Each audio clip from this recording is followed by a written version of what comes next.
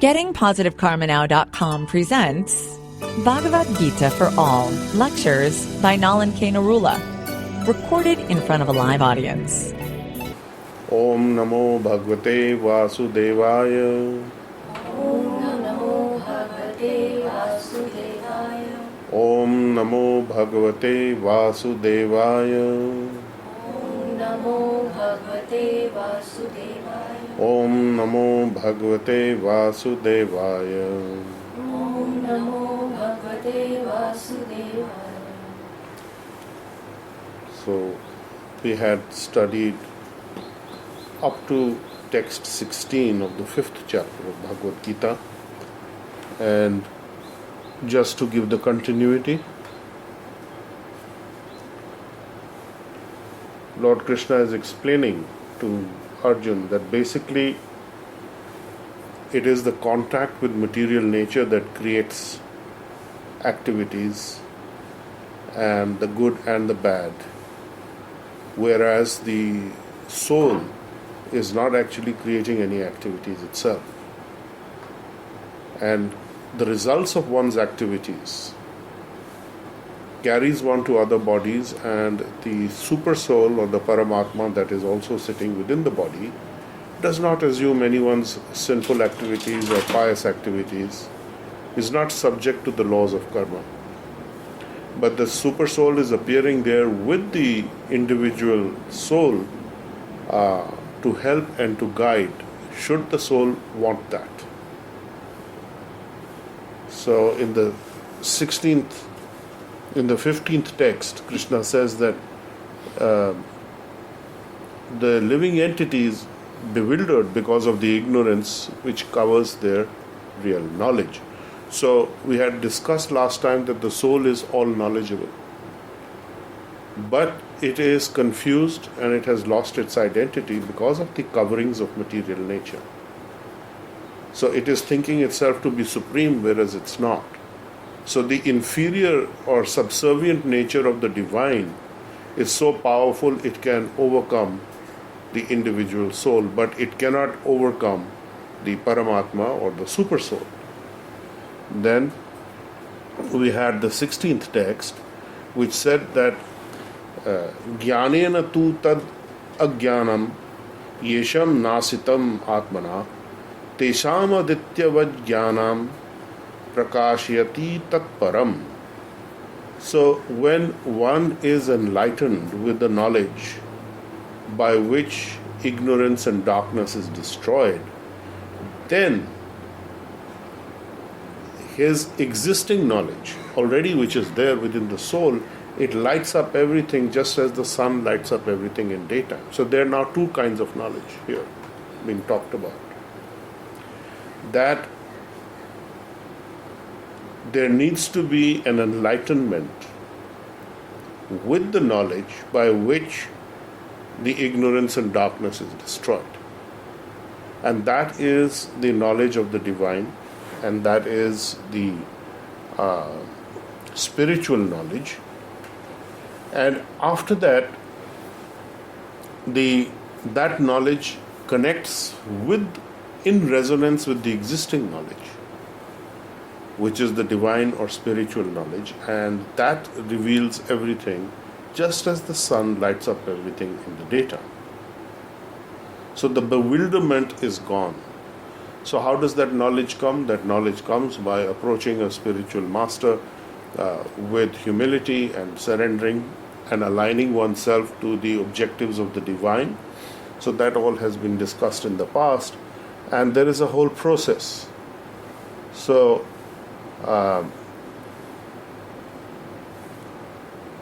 once one is in the process, then one begins to become illuminated internally. So that is very important to understand. So progressing this further in the 17th text of the 5th chapter of Bhagavad Gita, Lord Krishna is saying, Tad buddhyaya tad atmana tat nishtha tat parayana गच्छन्ति अपना आवृत्तम ज्ञान निर्धुता kalmasha. So tad buddhaya tad atmanas tad nishthas tad parayana gachanti apunar avritam jnana nirdhuta kalmasha. So one whose intelligence, tad buddhi, tad atmana, whose self, in this context it is the mind. Tad atmana is referring to the mind. There is the intelligence and the mind. So there is man and buddhi, and in this context tad atmana is referring to the mind, that whose intelligence, whose mind is always in the supreme. Tat nishtha, who's inspired by that. Tad parayana, who has completely taken shelter of him, of the divine. Gachanti apuna avritam jnana nirdhuta kalmasha. So goes towards the path of apuna avritam, which is towards the path of liberation from binding consequence karma, from having the necessity to appear in the material zone of existence. Why? How? Jnana nirdhuta kalmasha. The knowledge cleanses, nirdhuta, wipes clean the misgivings or the doubts, kalmasha, the uncertainty. So there is no more uncertainty anymore. So there is absolute understanding or surety, sureness of understanding, when the intelligence is always with the divine in the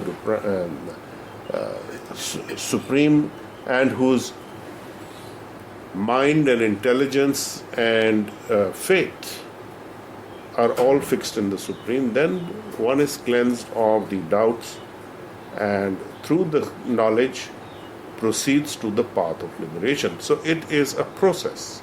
So this process is going to take a little time, and it is going to take a little practice, which is why one has to practice one's daily spiritualizing process, or ignorance removing process, so to speak, by bathing ourselves, bathing the mind and the intelligence and the consciousness in the flow of this understanding of the divine aspect of what is within us. Text 18. Vidya vinaya sampanne brahmane gavi hastini shuni chaiva swapake cha pandita samadarshina. Vidya vinaya sampanne. A person who is educated, vidya, gentle, vinay, fully equipped, as is a Brahman, Brahmane. Then Gavi, the cow, Hastini, the elephant, Shuni, the dog, and Shwapake, the person who eats the dog, a dog eater, in other words, an outcast. Cha, Pandita, Samadarshina. So, a person who sees by the virtue of this understanding, this knowledge, the Pandita, the wise person, who sees this, that a learned Brahmin, a cow, an elephant, a dog, and the one who eats the dog, that means the lowest of society, who is an outcast person, he sees them with equal vision. So such a person is very elevated because he looks at them with a sense of equality, with the understanding that there is no distinction between these.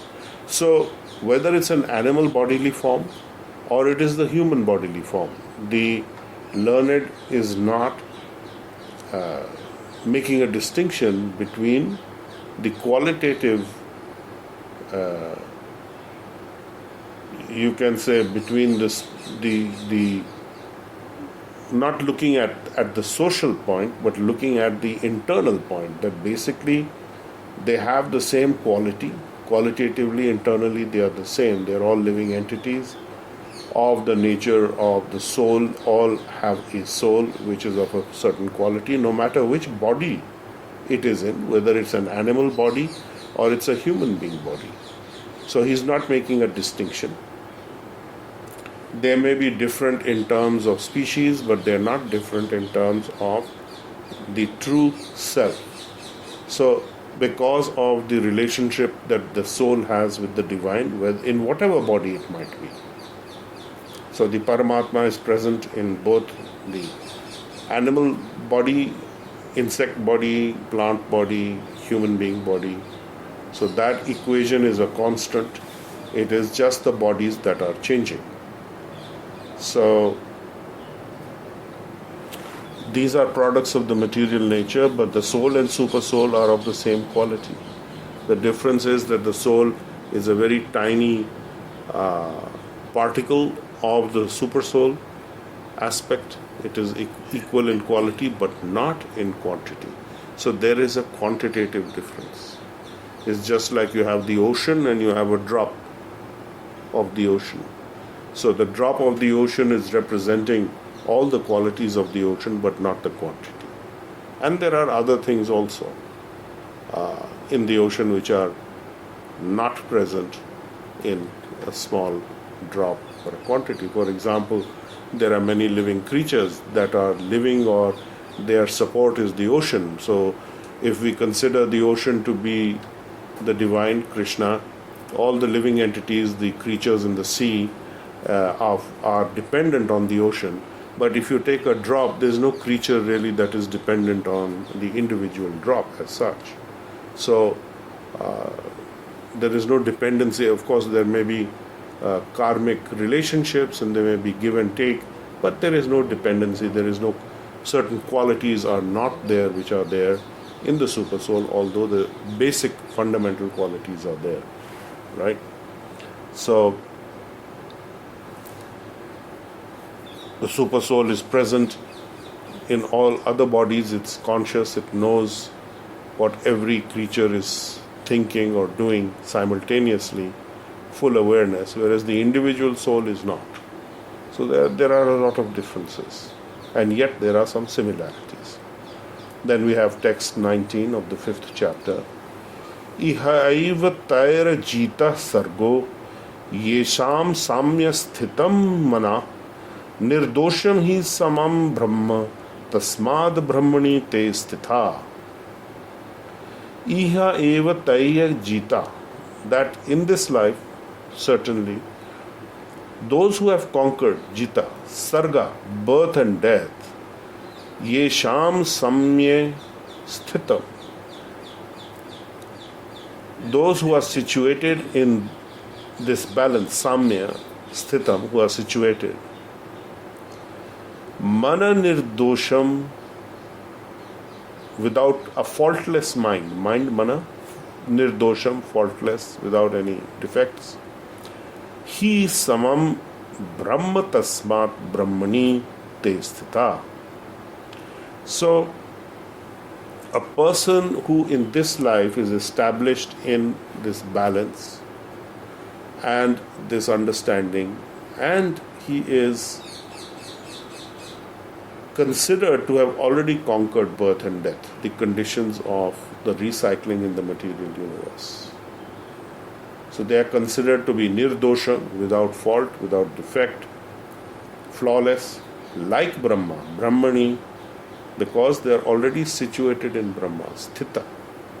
Brahmani te sthita, they are situated in the Brahma consciousness. So the key point here is to have your consciousness situated in the flow of the Brahma energies. Brahma means the spiritual energies, the universal life force energy, which is another name for Reiki, that flows through all things that exist.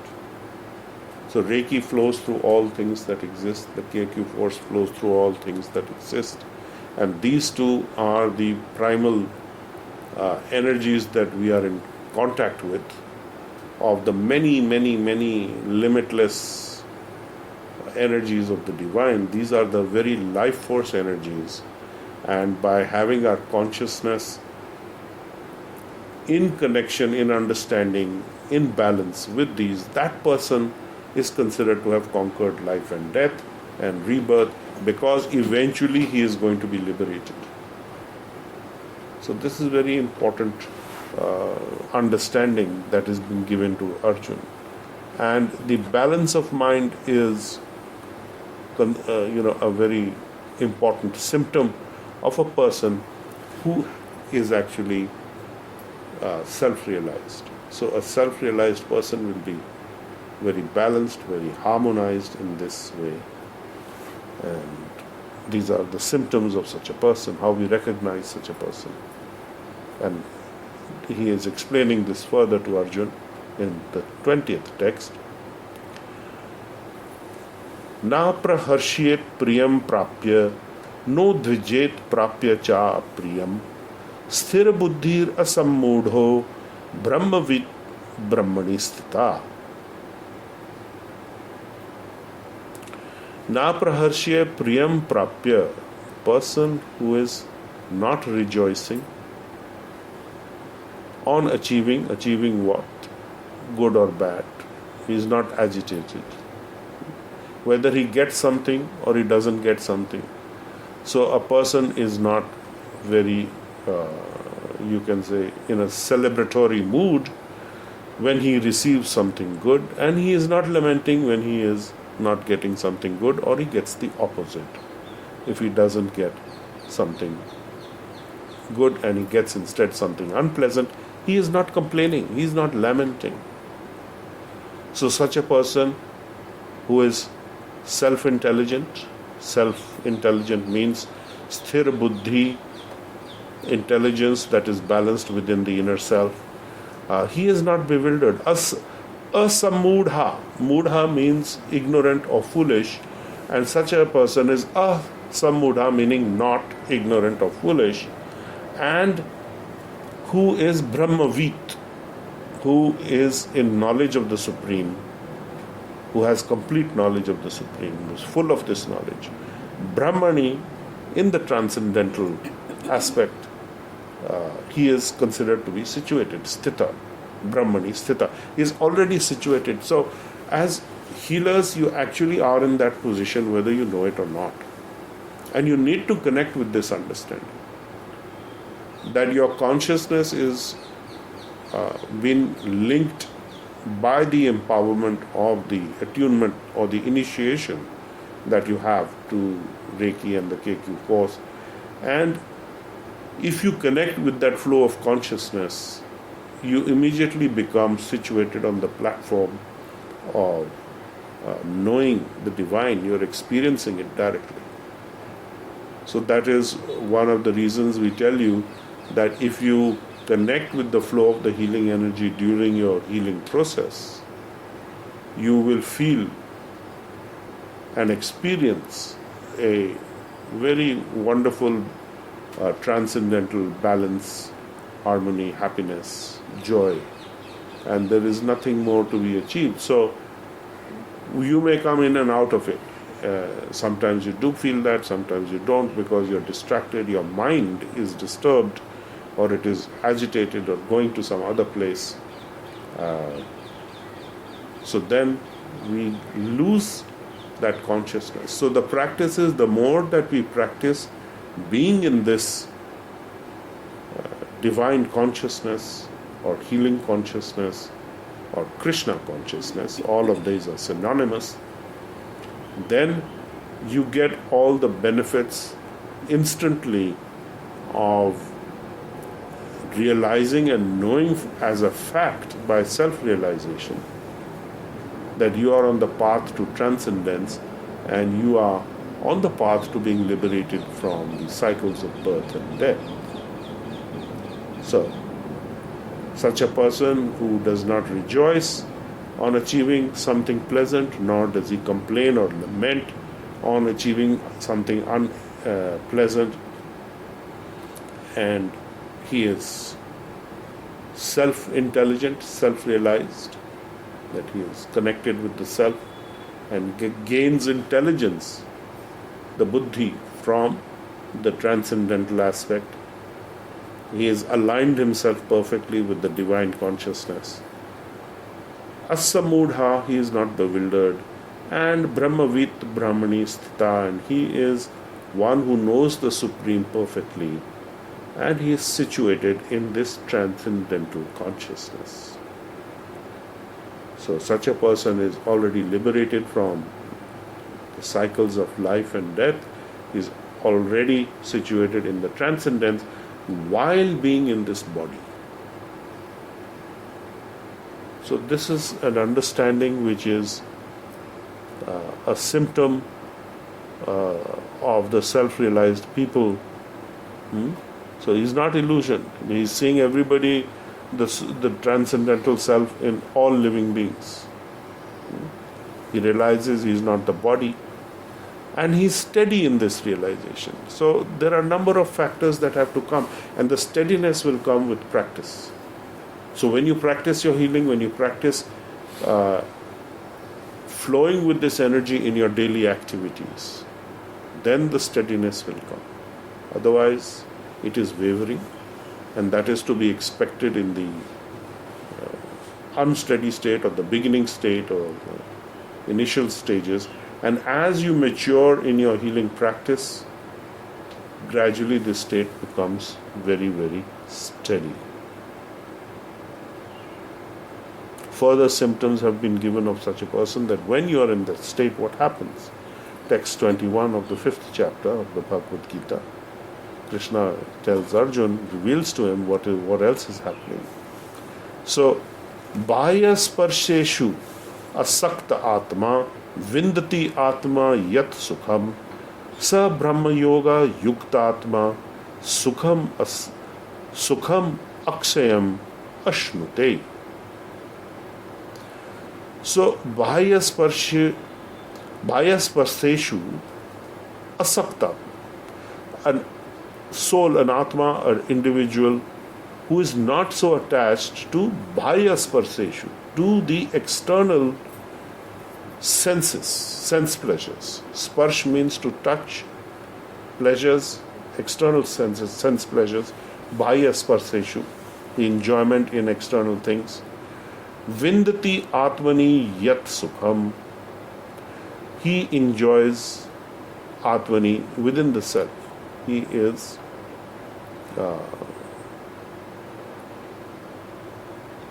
getting pleasure in connecting with the inner self. Sukham, happiness. Sa Brahma Yoga Yuktatma Sukham Akshayam Ashnute. So in this way, the self-realized person enjoys unlimited happiness, for he concentrates on the Supreme. So the focus is to focus on the Supreme, and the way to focus on the Supreme is a stepwise process whereby you connect with the soul self, which is all knowledgeable, and through that you connect to the super soul self. The qualitative aspect of the soul and the super soul are identical, but quantitatively they are different, and by being able to connect with that inner illumination of the soul as well as then through that to the super soul, then you achieve this detachment automatically. So there is no great effort required except to be able to be fearless. So ultimately it is coming down to fear. Everything is coming from fear and anxiety, which arises from investing in the understanding that I am this body. Because I am this body means nothing is stable. Everything is changeable. And it's going to change over time. Things connected to my body are going to change and disappear, and that is a cause of fear, and that can block our understanding and perception of the constant, the soul self constant. And if that happens, then we are bewildered, samudha. So we need to become a samudha, non-bewildered, non-ignorant, and that is through the knowledge, the transcendental knowledge that touches a chord internally to reveal to you the inner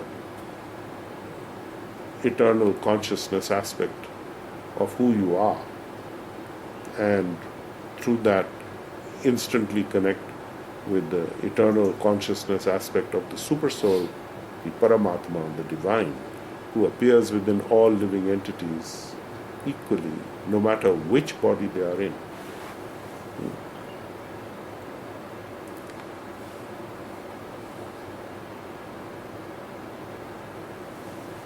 We will do one more text today, that is text 22, so that will kind of complete this whole thought process, this exposition, this discussion aspect.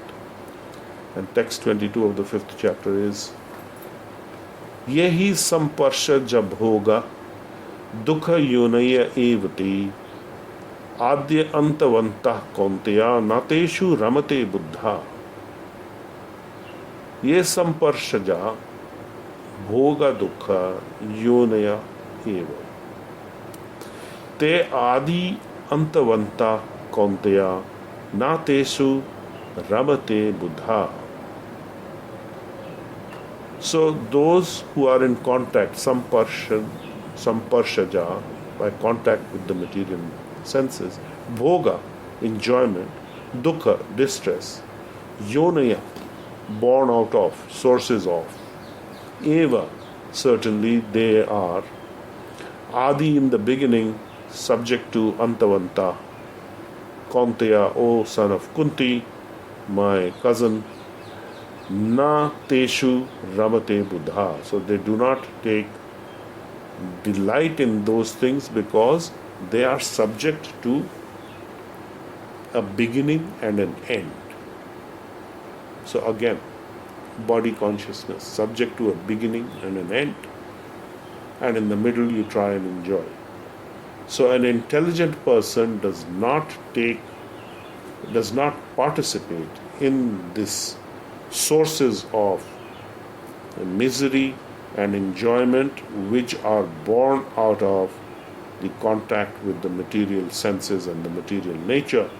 So, O son of Kunti, such pleasures have a beginning and an end, and if the wise person does not take any delight in this.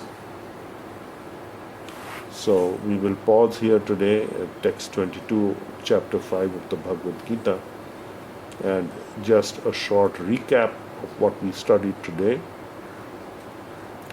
That when one's intelligence, mind, faith are all fixed in the Supreme, and he is invested in that, he is invested in the Supreme, then one becomes fully cleansed of doubts and confusion and misgivings through the knowledge that is then revealed, and proceeds straight forwardly on the path of liberation. And such a person who is wise, a pandit, or a cow, or an elephant, or a dog, or a dog eater, by vidya, the intelligence, the person realizes that they're all the same in terms of the vision of the soul and super soul existing in each living entity. So we are reminded of the 5th principle of Reiki when we talk of this, which says that one must respect one's elders, teachers and parents and all living entities. Why? Because the Reiki energy exists in each one. All these living entities have those energies, so we must view them with an equal vision. So the 5th principle of Reiki is a summation of this wonderful teaching of Lord Krishna. And when one has that equal vision, what does it do for us? Such a person is considered to have already conquered birth and death. How is that possible? That is because he is seeing the true nature of creation as it is, and not with the illusory body consciousness. And if that drives his actions, he is automatically very much on the path of liberations. So such people are considered to be nirdosham, absolutely having no defects, no faults, no errors, because they are balanced samam brahma tasmat brahmani Te sthita, they are situated in the Supreme Brahma. So that was text 19. And then such a person, for the symptoms, that the person who does not celebrate or lament or complain, depending on good or bad circumstances he faces in life, and who is self-intelligent and he is not bewildered, he is knowledgeable, who knows the Supreme properly, he has got the true knowledge by direct perception. Brahmavit, he has knowledge of the Supreme in perfection by direct connection with with that truth, that is self-realization. So then that person is already situated. So this is redundant in a sense. That the person is Brahmavit, he is already situated, he is there instantly, and he is not bewildered at all. So he is considered to be situated there even while in this body.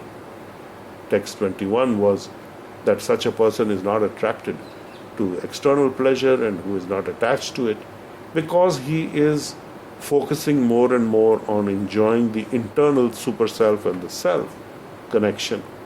And that is a happiness that has no beginning and no end, whereas the external sense perception happinesses all have a beginning and end. They have a limited time of existence. There's an expiry date on everything externally. Internally, there's no expiry date. So what makes one happy is a stable constant. And that stable constant is connection with the Supreme Divine internally. So there's no expiry for that. And that is a joy that you can experience forever.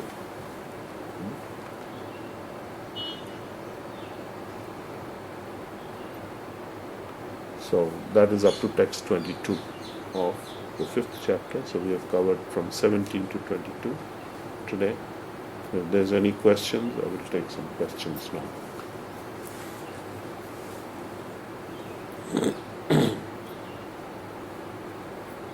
Yes. Sir. Why is it that consciousness of other people does not automatically connect when the divine is present within them and the healing is flowing within them? So do they get momentary flashes of connection or consciousness, or? Yes, they may get momentary flashes and connections of consciousness, as would have happened to healers when they're first connected to the energy. They will get initial flashes, and which could be a lot of them also, depending on how open they are to connecting. And unless one is making a regular practice of this, one has the guidance, one has the support, and one is actually following the practice. If one is not doing that, then one is subject to all the doubts and confusions and illusions of the material universe. That is how it works. So it is requiring constant practice. So a person is supposed to be, Vidya Vinay, gentle, knowledgeable Brahmin. So connecting to the Brahminical energy. So you need that connection and you need to work on that.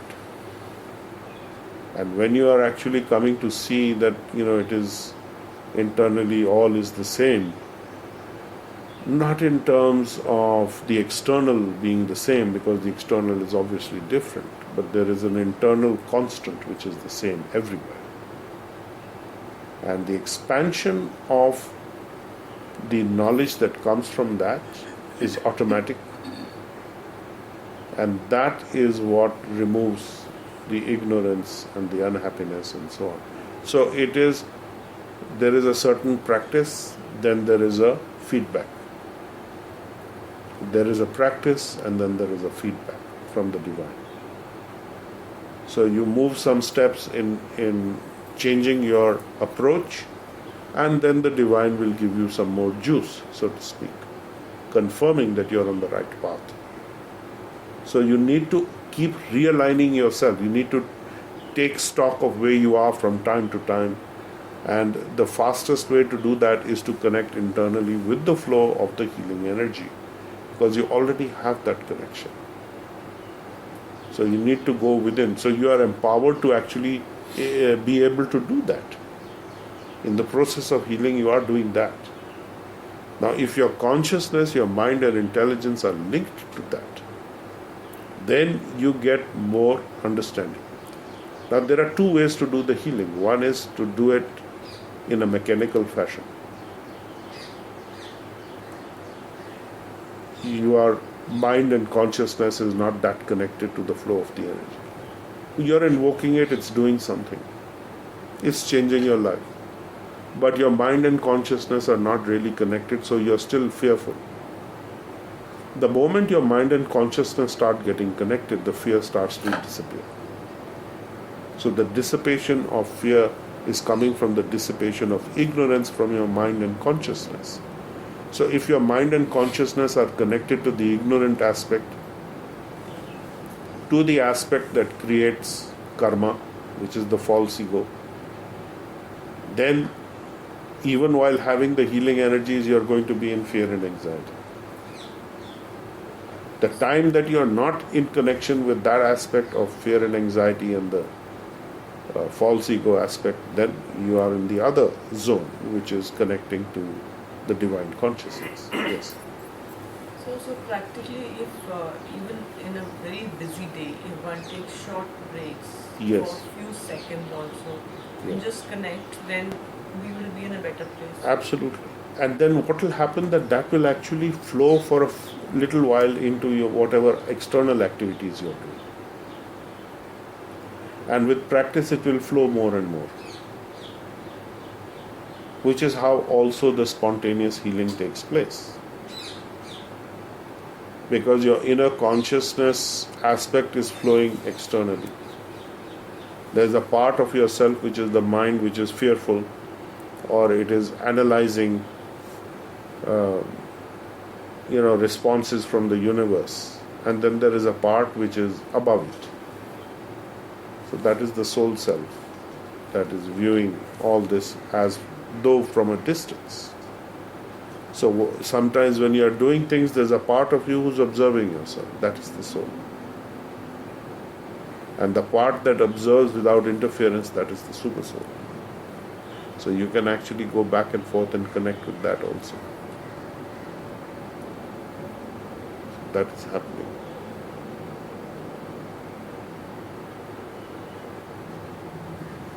Yes. So my question is related to the fearfulness. The thought which comes into my mind is most of the time in a real materialistic situations or maybe emotional relationship situations, we are fearful because we see there's a lot of stakes on that, or maybe we can lose a lot of things. It could be materialistic. But the moment we come to a stage, we feel okay, इससे खराब क्या हो सकता है, or we are already at the worst. That fear automatically goes, or we have limited to lose. So those situations in a real time, I feel we are fearless. ऐसा क्यों होता है sir? Because you have rationalized it. You have worked out some mathematical equation in your head that if I lose this much, what could be the worst? Okay, so this is it, so I'm okay with that. Because either I don't have that much to lose, or it's not in my control, or this is the maximum and it's, I can't really do anything about it. So that is one way that you get rid of your fear. True, sir. True. But there is still maybe some complaining or lamenting or sorrowfulness. Why did I lose that? It doesn't. That is not in the same zone as fearlessness in terms of reference of what we are talking about. That you've come to some understanding, which is fine. But if you come to that understanding instantly, in all situations, where you're not lamenting, you're not complaining, and when something fantastic happens, so-called fantastic, others think is very great, you're not terribly moved in the direction of feeling very excited about it. That means you're actually getting detached. It's not that you're indifferent, because then you go back to the fourth principle, step back one up. Fourth principle of Reiki, just for today I shall do my work honestly. So you do what you have to do, and the results, step back up to the third principle, I shall not anger. I have no proprietary ownership interest over the consequences. That is decided somewhere else. And then step back one to two, second principle, just for today I shall not fear. So I shall not fear.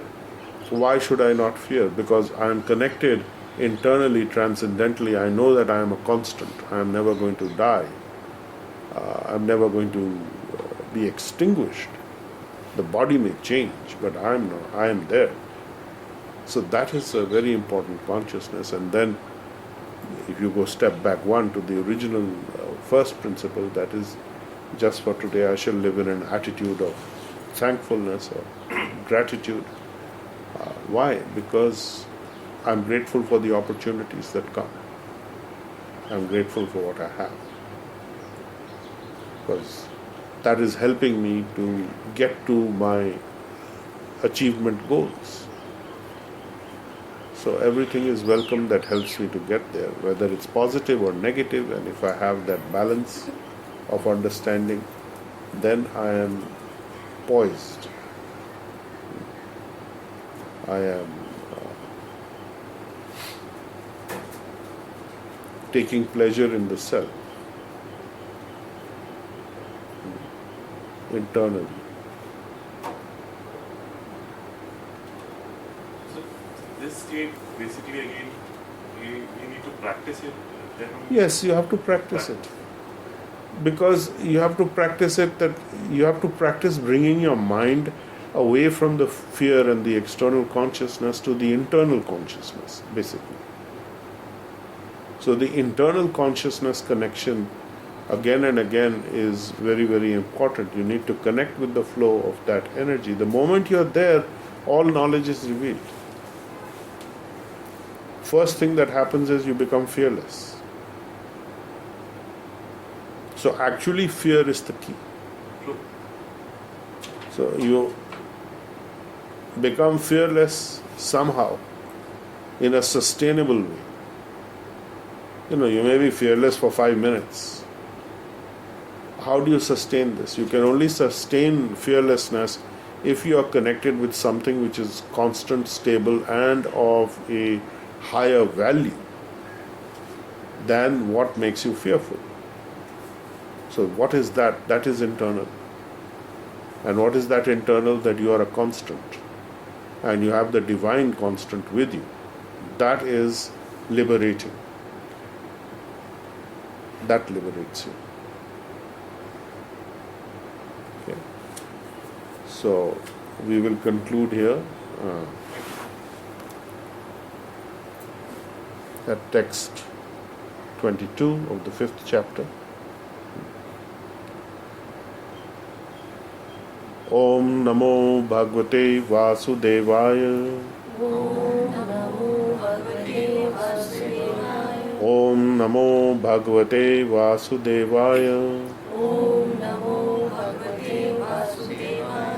Om Namo Bhagavate Vasudevaya.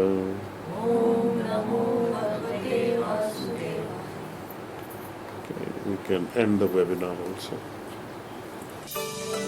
You've been listening to Nalan Kainarula on GettingPositiveKarmaNow.com.